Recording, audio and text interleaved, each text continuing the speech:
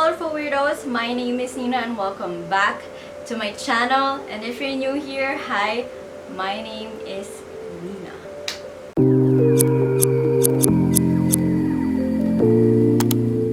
For today's video, I'll be trying out Hairpaintph, their paint pots hair dyes. Hairpaintph was the first brand that I've tried before Manic Panic and Arctic Fox. Those are international. Ito kasi yung local.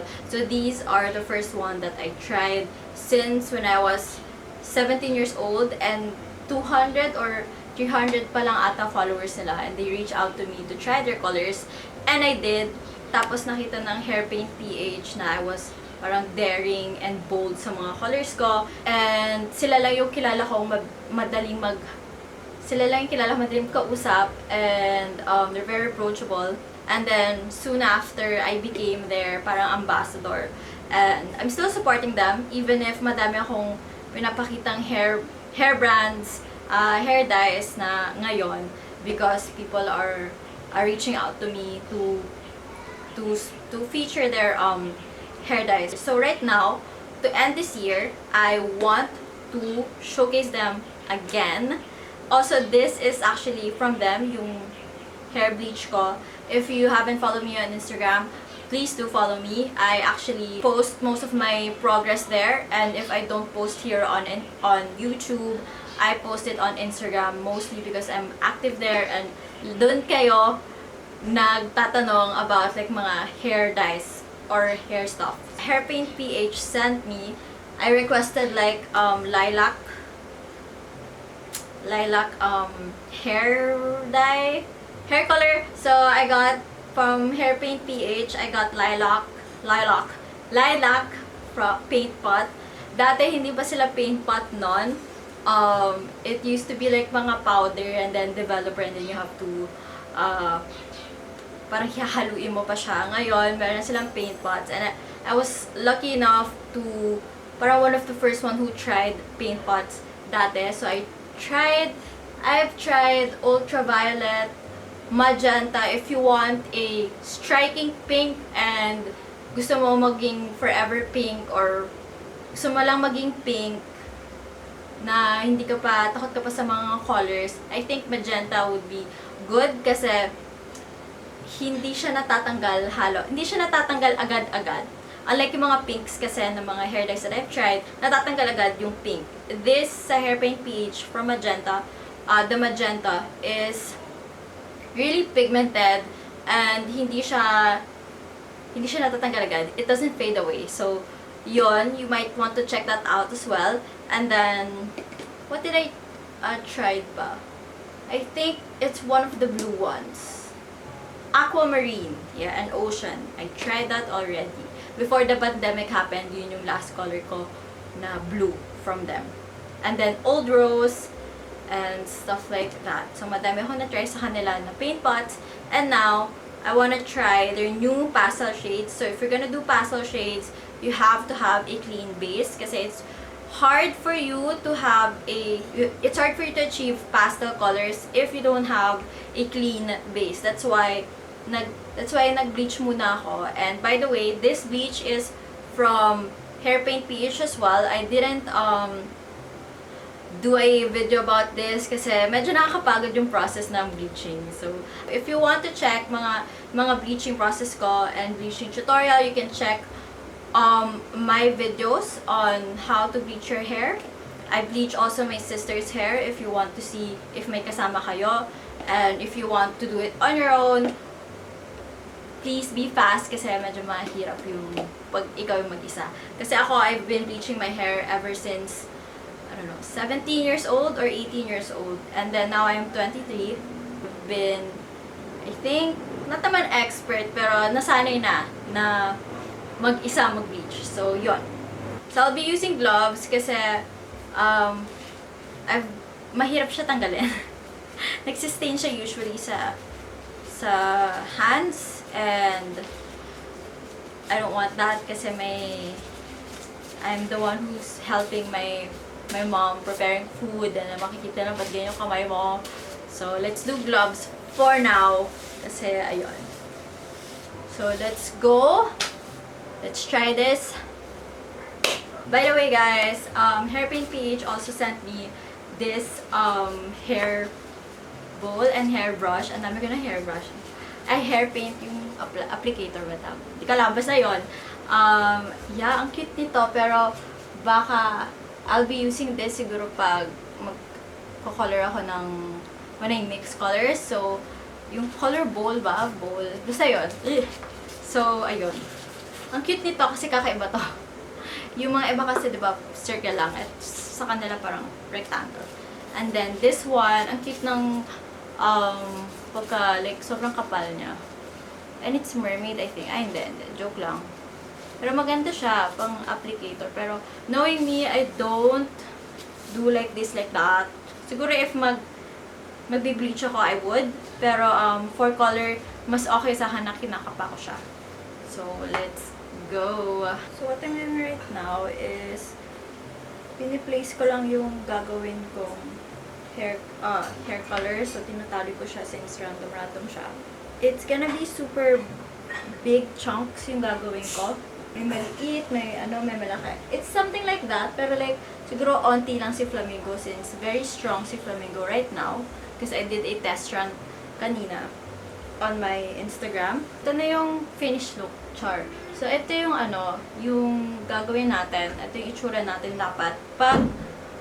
Or ako, when I use 3 colors, kasi when I don't, parang tie my hair, nagkakahalo siya. So, ayun, yung ginagawa ko. So, right now, if napansin nyo, yung mga maliliit, or yung nandito, yung crown talaga ng hair ko, ay parang mas maliit yung tinatali ko. Kasi, yan yung makikita mostly, hindi sa likod. So, what I will be using sa hair ko is Lilac. Then, this is the Moonstone, yung blue. And then, last one is Flamingo. So, let's start. I have a tray here. And old towels. Okay, we're gonna change colors. So, always have an old towel na pwede nyo dumihan for your hair colors. Purple muna. I did a test run kaya may pink here. Or if you can't see it, then better. So, I'll be using Lilac first. Very Peri char. Okay, so, I'll be using clips din. Kasi nahahawa siya. Kasi hindi ko siya nakakapa. Okay. For this one, if nakikita nyo, diba medyo pigmented siya. Usually kasi, when it washes na, parang medyo pastel-ish na siya. So, better if you, tawag dito, you test run first before you put it agad. Don't get too excited. Trust the process. Char. You know what? Kamay na tayo. I cannot. Kasi, shoot. Hindi ko kaya. Kailangan ko makapa eh. Try to be professional. Sadly, I can't.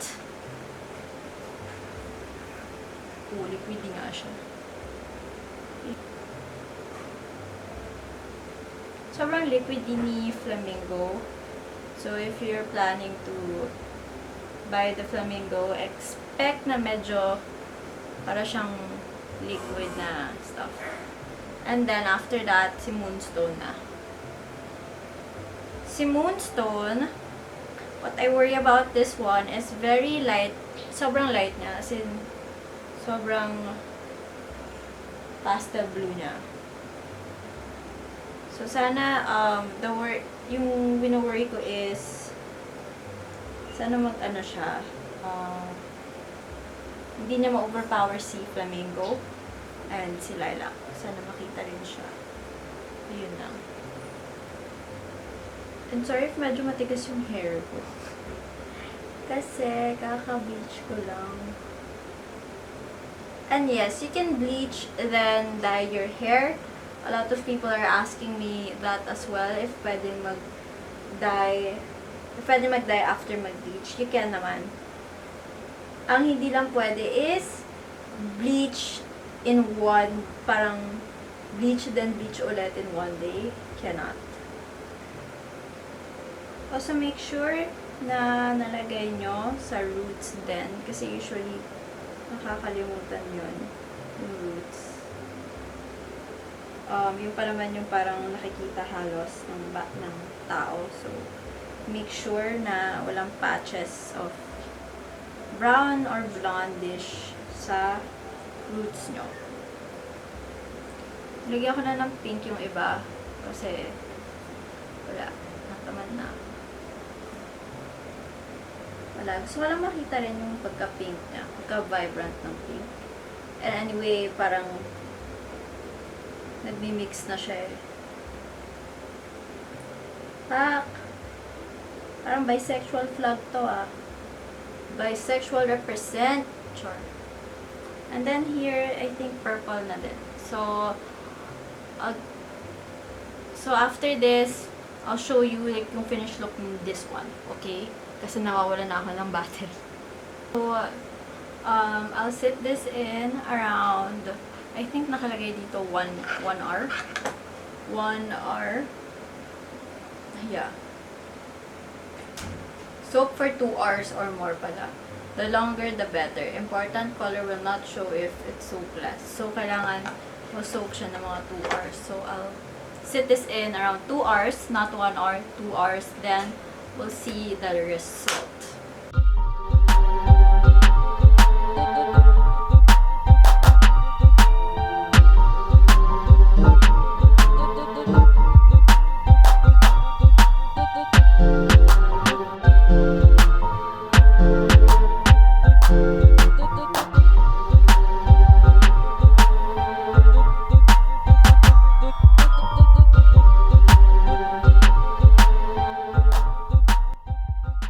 This is the finished look, you guys. So, medyo ano siya, cotton candy dream kind of feel. Pero na-achieve ko naman, I thought na magiging bluish yung outcome.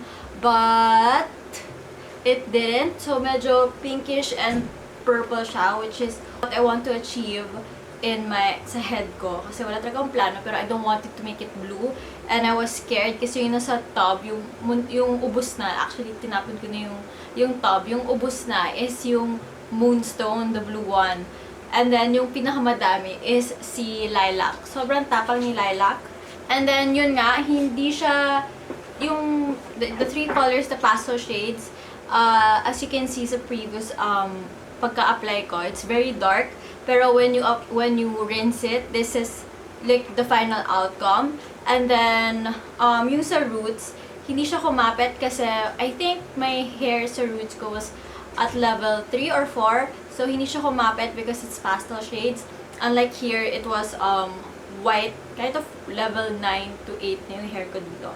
So, yun lang. I did apply here. Kaya siya nakulay dito because in-applyan ko siya ng Coral from BBC. Kasi feel ko kakapit siya. So, yun lang. If your hair is at level 3 or like 4, 5, feel ko you need to bleach it again to achieve the pastel shades of Hairpaintph. So, yeah, I like the outcome. I love it.